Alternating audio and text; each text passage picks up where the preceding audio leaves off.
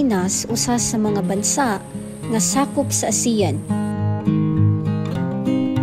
Sa una, ang Pilipinas na-colonize sa Espanya ug sa Estados Unidos.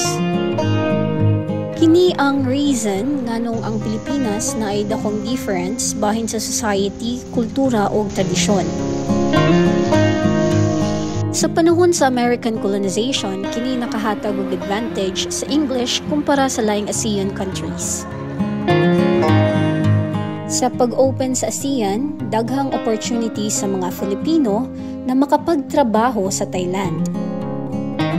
Lakip niini, gipili nila ang magtudlo or mahimong teacher.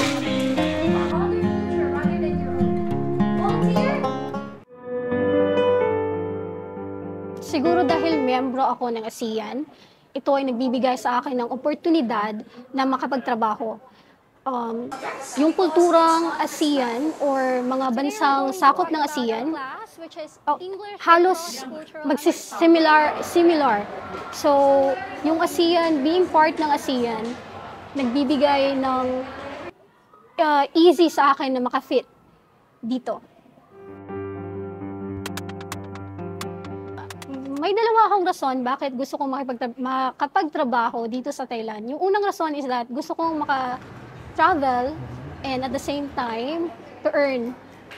So, actually nag-apply ako sa different countries, pero dito sa Thailand, ito yung unang pintong bumukas para sa akin na mag-grab ko yung opportunity.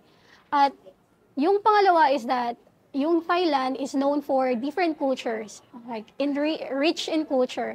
Pag nandito ako, maaari ko ma-experience yung iba't ibang kultura at gain more knowledge. How do I learn Thai culture? Nung una, when tumira ako dito, I have a Thai landlord.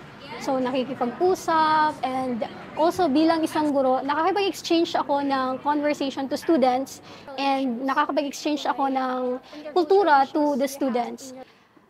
And aside from that, everyday na ginagawa ko, pumupunta kahit saan, kahit doon. So, pinagmamasdan ko yung mga kulturang ginagawa nila. At the same time, ina-absorb ko din, tinututunan ko kung bakit.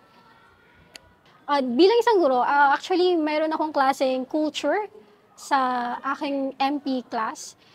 Sinishare ko yung kultura ko. For example, dito sa amin, iba ito. Dito sa inyo, ganito ang dapat gawin. At because, dahil sa subject na multiculturalism, na i-exchange ko yung culture ko to my students. And at the same time, kahit sa people na aking komunidad, even sa condo or sa aking mga landlord, nakikipag-share kami ng mga pagkain. This is what the food in the Philippines like. And also, paano mag-greet, like in the Philippines, we say, kumusta, or normal neighborhood. Sama sa pagtudlog English na kaya makipagsabayan sa native speaker. Sa lain pa, ang mga Filipino teachers makashare og kulturang Filipino sa mga Thai students ug daghan sad mga opportunity na maka-learn og Thai culture.